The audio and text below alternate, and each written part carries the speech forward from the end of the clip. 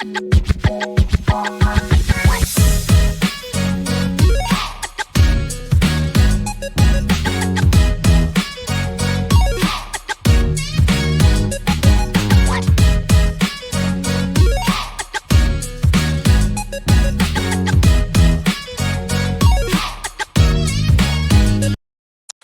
hello, hello, hello. Welcome to Women in Transition. I am Dr. Sasheen. Welcome to the podcast. If you're catching me on YouTube, hello, hello, I'm waving at you. If you're listening to me on any other places where you get your favorite podcast, I'm waving at you as well. You just can't see me waving. So, welcome to the week. It's been quite the weekend. Quite the weekend. And this morning, I want us to have a conversation about other people's fear, or what I like to call gaslighting 101. Because oftentimes there can be um, a very bad thing that happens. And instead of engaging the bad thing that happened, other people's fear that they're going to be painted as the bad guy rears its ugly head, and gaslighting begins. We start victim blaming. We start telling people that they don't what you saw you didn't see, like Oz and the Man Behind the Curtain, that there is no man behind the curtain. Jedi mind tricks, right? Well, I'm going to talk about today why that is very detrimental, and why you've got to not allow yourself to be gaslit by other people's fear that they're going to be the bad guy, because sometimes people are the bad guy. All right, so let's talk about it. So over the weekend, there was a controversy at the BAFTAs, which is the British the British Oscars, basically. Movie for you movie buffs out there that already know this, and for most of us who didn't watch the BAFTAs but unfortunately heard about the controversy, it is all over the interweb. So if you have like no idea what I'm talking about, just hit the duck duck go, right?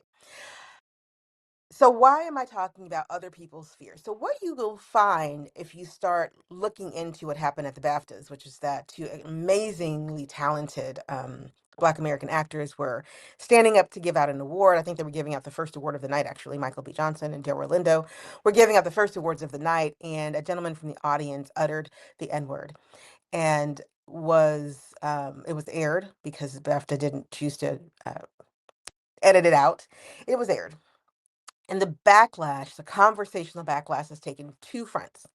Either you understand that the person who made the utterance has a disability that precludes them from having control over some of the things that come out of their mouths, and that means that everything that happened has to be viewed through that lens and excused through that lens, or you recognize that there are certain um, issues that people face that still their agency and their control over some of the things that they may or may not say, but there's a context that also makes you stop and say, but why that word to those people?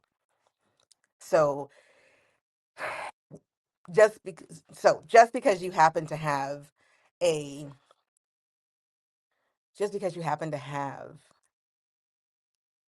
a syndrome that can make control of your thoughts and your vocalics, your utterances, beyond your control. The question that's also winding its way through the conversation is, yes, but why those words? Because words are taught, and connection of words to people is also taught, steeped in the culture that you belong to, steeped in the socialization that you have received, to think that this word uttered is associated with this kind of person. So those are the kinds of conversations that are going on. I want to talk about other people's fear and the gaslighting that is going on in the process of trying to have a conversation about what it means to have agency. Because what I see happening a lot is that people who are jumping on Black Americans in comments, and jumping into commentary, are really afraid of being called out for the utterance. They're more afraid of being called out for the utterance still being in circulation, which we all know it is. Like, none of us are foolish here, but for the utterance being in circulation in such a way that it is now gotten a national conversation going again. We just can't put this conversation away.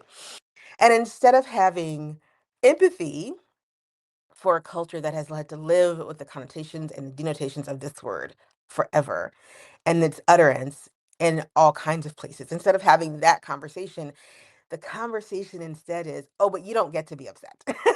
I'm sorry, you just don't get to be upset because this person couldn't help it. And if they can't help it, then you can't be upset about it.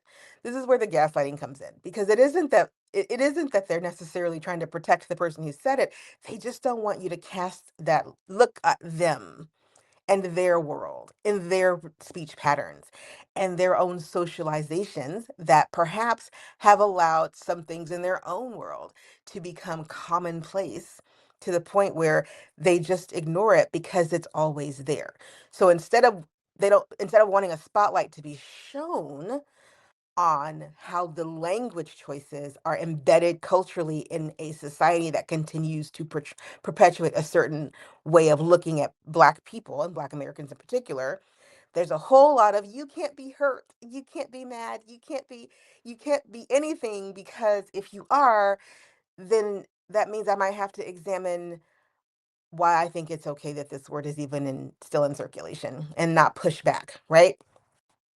This is where other people's fear is more important than anyone else's agency.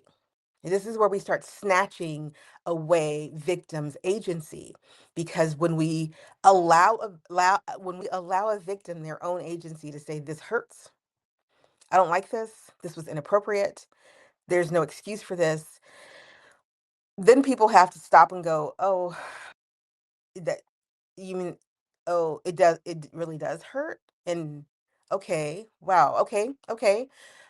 Maybe we do need to have a conversation about why this person felt it was why the connection was this word to these people. And maybe there's a bigger socialization question that we really need to talk about.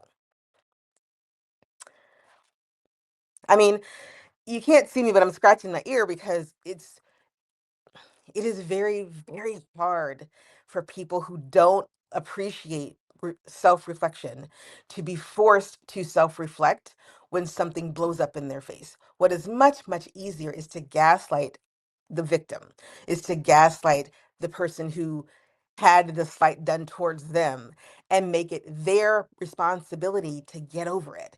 Make it their responsibility to say, oh, you know what? Here's a reason why this happened. I can't really be upset. We'll just call this a bad day and move on.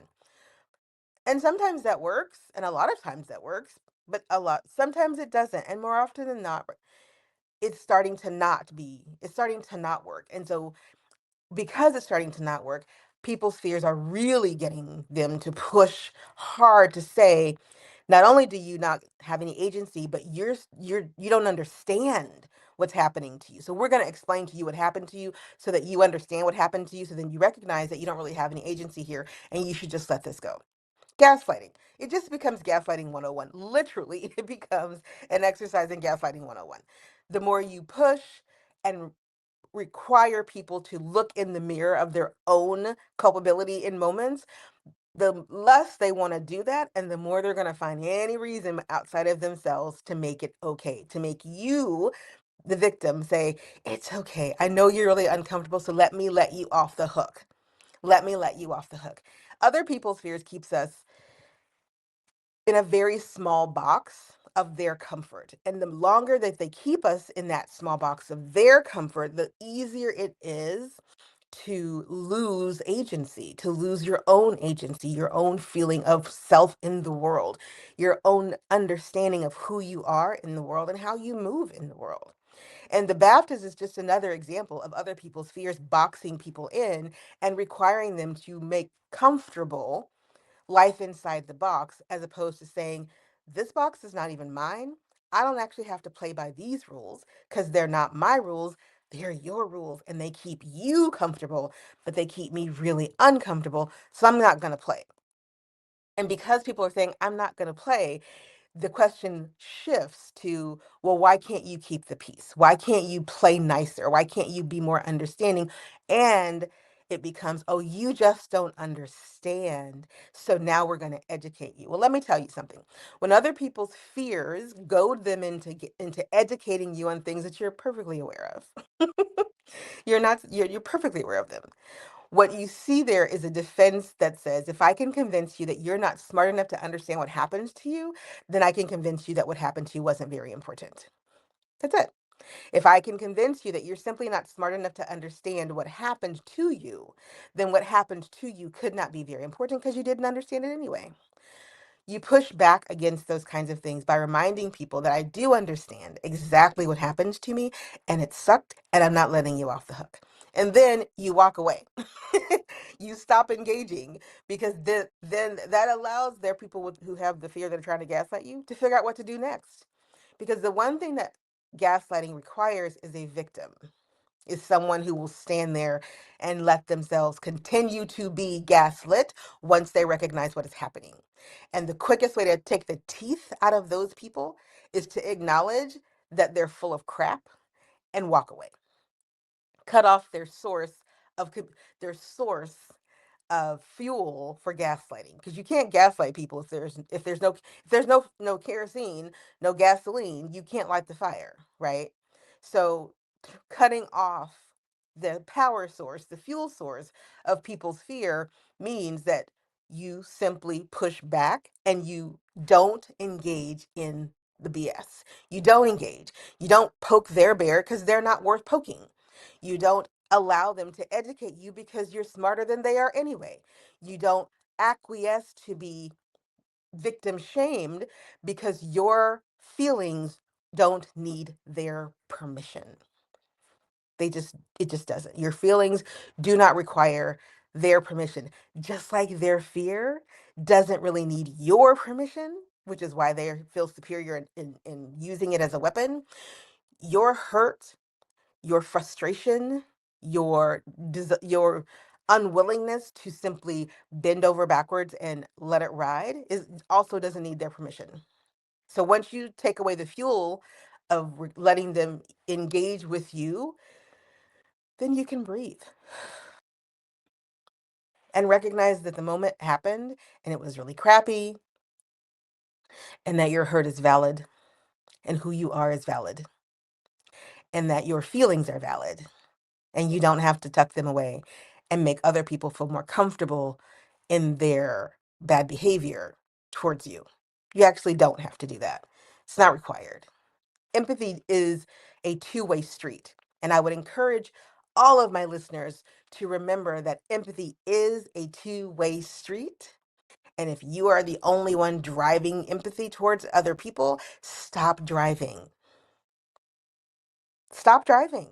Why are you driving empathy towards people who do not drive empathy back towards you? You know, there is a point where the kindest, gentlest thing that you can do is cut people off. Cut them off.